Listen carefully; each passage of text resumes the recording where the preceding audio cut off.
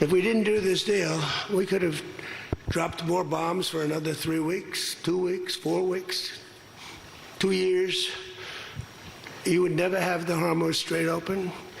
You would never have success. Your market would have, instead of going up at levels that nobody's ever seen before, would go down at levels that nobody ever saw before, maybe except for 1929 or whatever.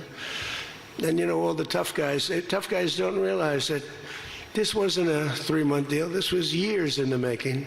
You know why? Because I was the one that killed General Soleimani. And if I didn't kill General Soleimani, we probably wouldn't be talking right now about this deal, because he was a mad genius. It ain't over till it's over. And the Iran deal is not done, not just yet. When it comes to President Trump, bombs are never off the table. Joining us now is House Intelligence Committee member Claudia Tenney. Congresswoman, very good to see you tonight. All right, I read the 14 points that we've gotten so far. Lots of carrots in those 14 points, as far as I can tell. It seems like the kicker is that there's a 15th point that's not on the page, which says, if you don't do 1 through 14, we're coming after you again. Is that the secret to understanding this deal? Well, I think everyone should understand that this is a memorandum of understanding. It is not the final deal. I think Iran, and I just want to say up front, I think President Trump was so courageous and so incredibly wise to do what he did to start this operation. Israel did it last year, got in between, and then we finished it off with Epic Fury. We put the Iranians in a position where they really were, I think, in a really tough spot, and they had to compromise.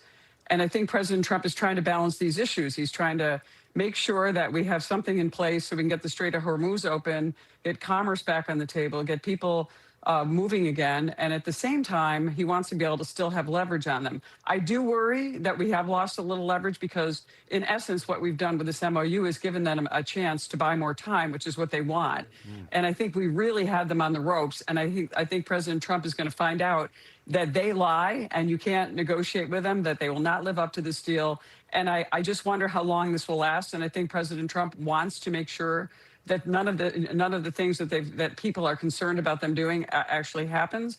He does not want them to have a nuclear weapon. We want to make sure that they cannot continue to fund the proxies like Hezbollah, Islamic Jihad, and Hamas. I do worry that some of the worst people I know in this Iran situation like the deal, which makes me nervous. And I think all of us are going to be advising President Trump to really be careful as we go. In the next few days are going to be very critical as we go into the actual signing and implementation of this memorandum of understanding. I'm not optimistic, but I think President Trump is going to find out that you can't negotiate with these people. I just don't think that is a possibility. He's doing this in good faith. And I think that he has to understand that Israel is our most important ally in this region. They are the only democracy. They are courageously fighting off this terrible regime that destroys its own people.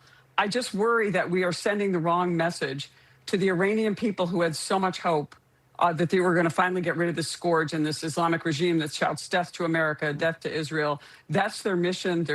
You can't negotiate with these people. But I think President Trump was now has read the agreement. I'm not in the room. I don't know what all the parameters are. I know a little bit on the intelligence side of it. That I just think that this could blow up in days. Congresswoman Tenney, I want to go back to something that he said, the president, this morning when he was speaking at the end of the G7.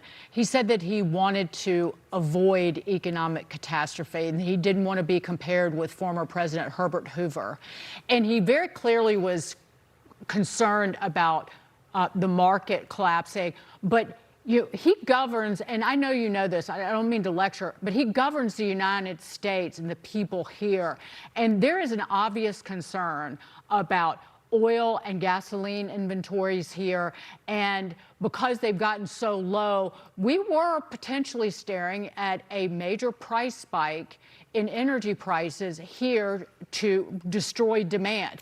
$5 a gallon for gasoline, maybe even higher. And I don't know this firsthand, but I suspect that was one of the reasons that they tried to get this memorandum done when they did.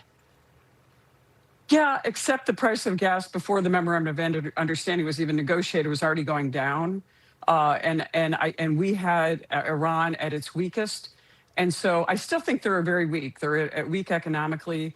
We have to remember that the Chinese, the Russians, and the North Koreans are still behind the scenes helping to prop up this regime, and the IRGC and the mullahs. I don't care which generation of mullahs you have here. Trump says they're maybe a little better than the ones before. I don't believe that, and I think Trump is also, messaging that because he wants everyone to relax. We want to get the strait open, get the economy going, but he has to remember you have to have a hammer with these people right now, and I think that's what. Getting the price of gasoline down certainly is important. Getting commerce going is very important. But it was going to go. But what this regime has done to the United States, the Middle East, on an international scale over 47 years, we are that close to making sure that we put an end to them. And I know President Trump has that in his sights. We have to end their nuclear capability. Yep. And I think that's what we're trying to focus on. Congresswoman, thank you for that. Yes, and he talked many times, the hammer are the bombs if they don't perform. We got to leave it there. Good to see you tonight. Thanks for being with us.